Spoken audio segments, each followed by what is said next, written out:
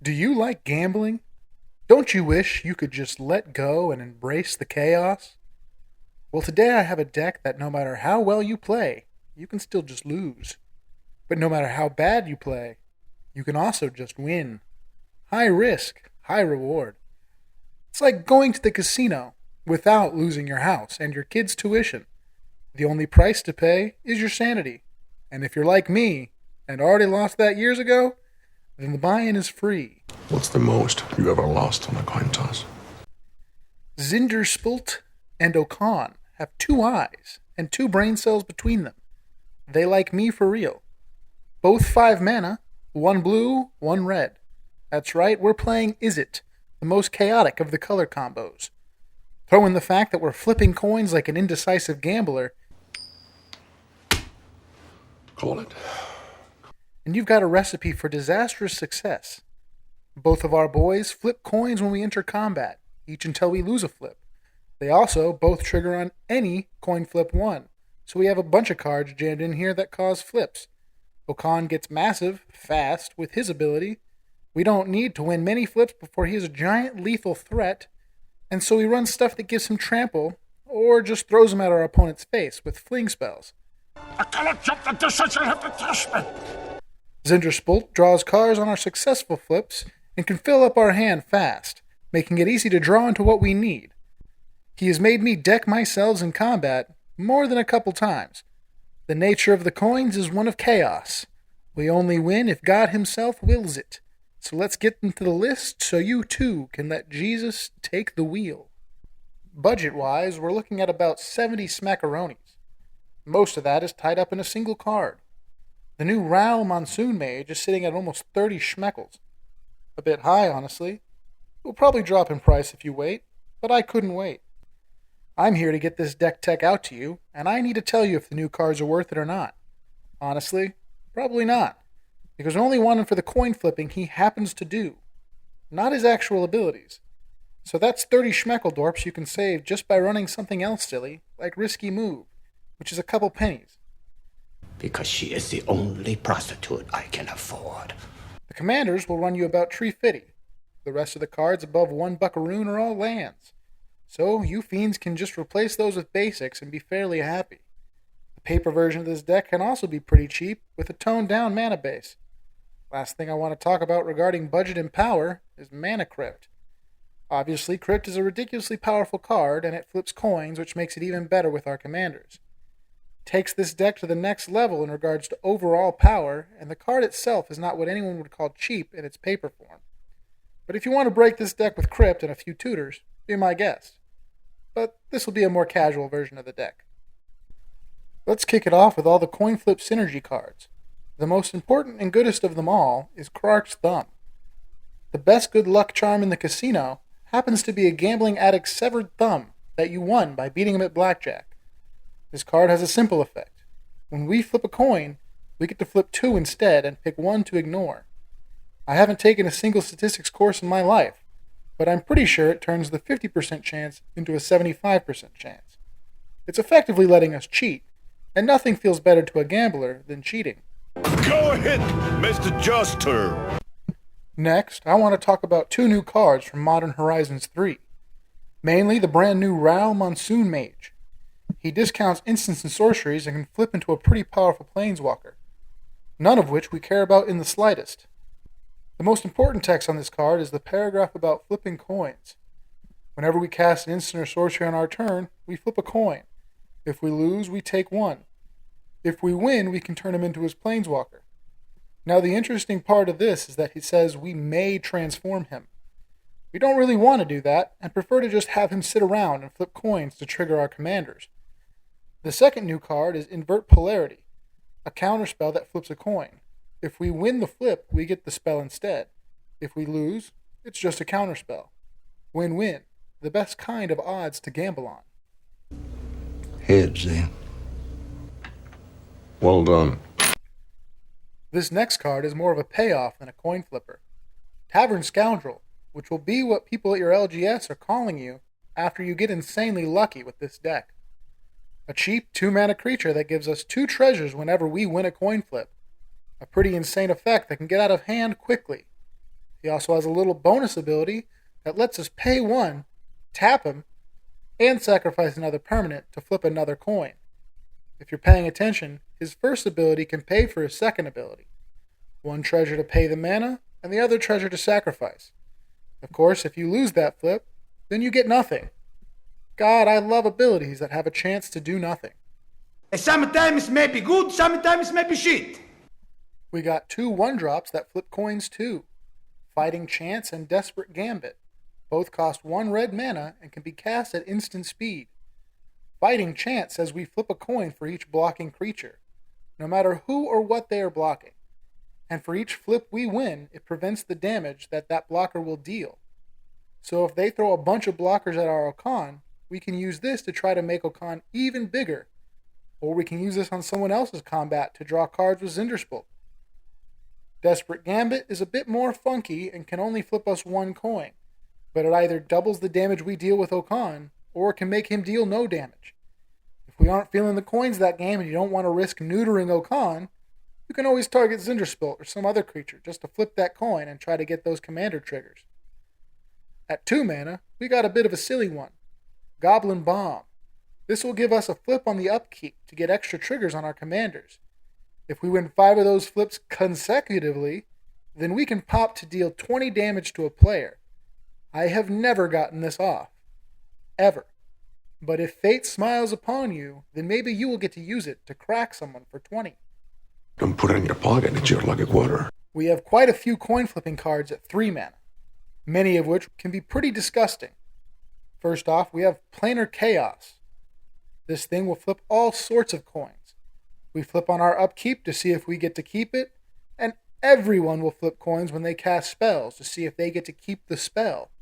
Not gonna lie, most people will absolutely hate this card hitting the board, even if it only lasts 1 turn cycle.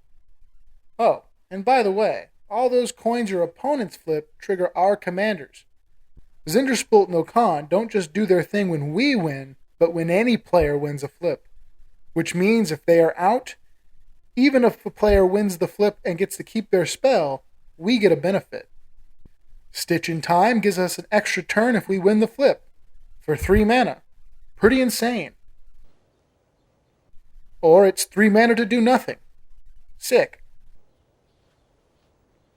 Yusri, Fortune's Flame, is a wild creature that can flip up to 5 coins. You get to pick how many coins you will flip when he attacks. Up to 5. For each one we win, we draw a card. For each one we lose, we take 2. I always pick 5. I'm here to gamble after all, and because if we win all 5, not only will we have drawn 5 cards, but he'll let us cast spells from our hand for free. I have gotten this to work a couple times with the old thumb out, which makes some of the saltier players concede on the spot. Frenetic Efreet is an unassuming creature that technically goes infinite with Zndrsplt. Because his ability costs 0 and the coin flipping is part of the resolution of the ability, we can pay 0 a billion times. With Zndrsplt and Laboratory Maniac out, that's GG. Statistically, we will win enough flips to draw our library. Now technically you aren't guaranteed to win enough flips out of a billion to pick up your deck, but by the 50th coin flip, everyone is either ready to get on with the next game, or just go home and block you on all possible platforms. Another card kind of like this is Frenetic Sliver, but Wizards of the Coast were smart enough to add a few words to the ability, which means you can't just say 1 billion and lose all your friends, since the ability will also check if the creature is still on the battlefield, which means no matter how the first instance of the ability resolved, any additional instances will do nothing and you will not flip a coin. So if you want to run a more fair version of the card that will leave your playgroup intact and only give you 1 flip, then I recommend Frenetic Sliver instead of Frenetic Efreet. Next, we got a silly little goblin, Mog Assassin. His ability to choose a creature, then that creature's controller chooses any other creature, which doesn't have to be yours, and then flip a coin. If you win, your choice is destroyed. If you lose, their choice is destroyed. Our last 3-drop is Fiery Gambit. This card has a lot of text, so to begin with, we flip coins until we lose a flip, just like our commanders. But with this, we get to decide when to stop. If we lose a flip, the whole card does nothing. Winning at least 1 flip does 3 damage to a creature. If we win at least 2 flips, we do 6 to each opponent. Winning at least 3 flips, we draw 9 cards and untap all of our lands. All of the flips we win trigger our commanders, so we can decide to keep flipping past 3 until we lose to get those commander triggers. But when we lose, it fizzles the whole card. At 4 mana, we have some more crazy cards. Chance Encounter is one that doesn't flip us any coins, but if we win 10 coin flips with it out, and it gets to our upkeep, we just win the game. So yeah. Karplusan Minotaur is pretty nuts too. This guy flips more and more coins for each upkeep he is out. He also does some stuff when we win or lose any coin flips. When we win any flip, he gets to ping anything for 1. If we lose a flip, he deals 1 to anything of an opponent's choice. So of course people could use that ability to kill it or kill you, but they can also target anything else that is a threat at the table. So maybe you can keep your stuff safe with some good politicking. Impulsive Maneuvers is an enchantment version of Desperate Gambit, except it affects all creatures, not just yours. Sometimes it saves you, sometimes it kills you. Such is life. Close-up of a frog croaking. One of which is similar to Impulsive Maneuvers as well.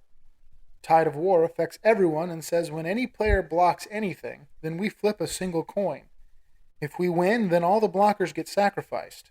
If we lose, then all blocked creatures get sacrificed. Again, this triggers on any block, no matter who is blocking what, so this can turn combat for everyone into a pretty big gamble. If people thought you were going to be the only one at this casino game, boy were they wrong. Finally, a card from the 40k commander decks, Mutilith Vortex Beast. This 6-drop 6/6 will flip a coin for each opponent still in the game when it enters. For each one we win, we draw a card. For each one we lose, it deals 3 damage to that respective player. Again, with all of these flip effects, we care less about the effect itself and more about the fact that it triggers our commanders, specifically Okaun, since getting him very large is the primary way we win the game. Our next stack of cards are ways that we give Okaun trample. We got Footfall Crater, which enchants a land and lets that land tap to give a creature not just trample, but haste too. It's also got Cycling for 1 in case we don't really need it anymore. Shadow Spear is a 1-drop equipment that gives trample and lifelink for equip 2, and can also take away hexproof and indestructible from our opponent's creatures with its ability. Haunted Cloak, Loxodon Warhammer, and Tenza Goto's Maul are all 3-drop equipment that give trample. Warhammer and Tenza also give a small buff, which turns into a much larger buff once Okaun starts doubling his power, since he doubles his total power, not just his base power. Warhammer also adds lifelink, which can come in handy. Cloak gives vigilance and haste. Embercleave is our most expensive one that gives trample, adds a small buff and double strike, can be cast as a combat trick with flash, and automatically attaches when it enters. Oh, and it discounts itself for each attacking creature we control. This thing is a powerhouse, and if you've played Standard back in Eldraine, then you remember how busted it is. The last piece of equipment doesn't give trample, but rather makes it very difficult to block Okaun at all. Trailblazer's Boots gives non-basic land block, which means if the opponent's being attacked controls any non-basic lands, then they can't block. Most people run non-basic lands in Commander, which means this can effectively make Okaun unblockable. Next, we got a stack of cards that let us just deal Okaun's power to people's faces.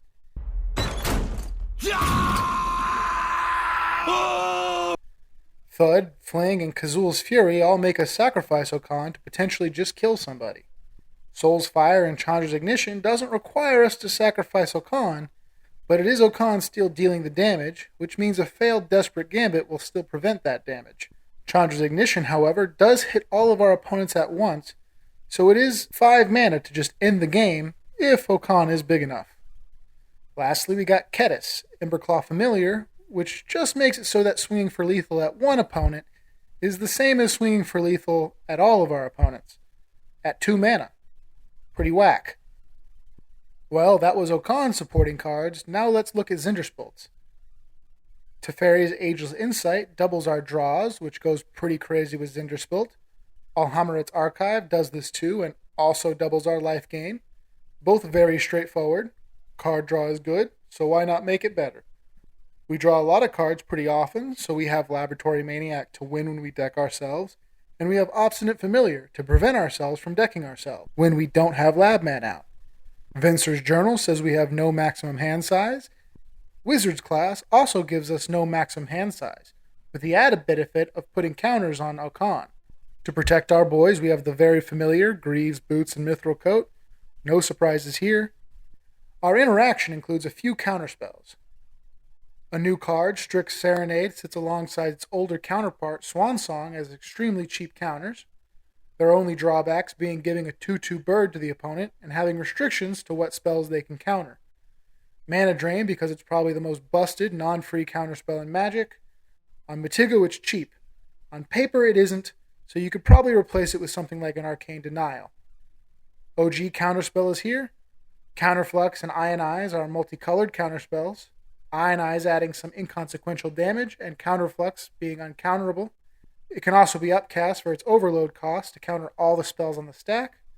Invert Polarity is a counterspell I talked about earlier since it also flips a coin. Chaos Warp is a good targeted removal spell in red with a bit of a chaotic outcome. This card pops up pretty often for good reason. It's fairly efficient and often only gives the player a land. Very rarely, however, they can just rip the same exact card you just got rid of off the top. Happened to me once when I warped a Sheoldred. It is approximately 3,720 to 1. Never tell me the odds. When you ride the waves of fate, you are bound to wipe out sometimes. Cyclonic Rift is here. We're in blue. We run Rift. Simple. Blasphemous Act is another efficient spell that works wonders against token decks, which can get out of hand quickly and our deck can really struggle to deal with. Another field wipe is Spiteful Banditry. It gives an extra treasure whenever creatures our opponents control die, and lets us pay any amount we want to kill what we need and not what we don't want. Finally, we'll quickly go over the ramp package and the lands. The mana rocks are all pretty standard. We run 10 to help us ramp up effectively in blue-red. Coalition Relic is the only one that you might be unfamiliar with. We can tap it when we don't use it for an extra mana on our following turn, so playing it on turn 3 can potentially get us 6 mana the next turn, or guarantees at least 5 for our commander, like Zndrsplt, to help us draw into more lands if we're short. On the land side, we have a pretty simple 37. Witch's Clinic is a cool one to give Okaun lifelink and help keep us alive if necessary. Rogue's Passage and Access Tunnel to make Okaun unblockable. Boseiju to help dodge opposing counterspells. And Academy Ruins and Buried Ruins to get back Krark's Thumb if it gets destroyed. Well, that'll do it for this deck tech. Good luck on your flips and have fun at the Mtgo Casino. Hope you guys enjoyed it, and don't forget to like and subscribe if you did. Use that comment section if you have any questions or you want to bully me. See you guys next week. Have a good one.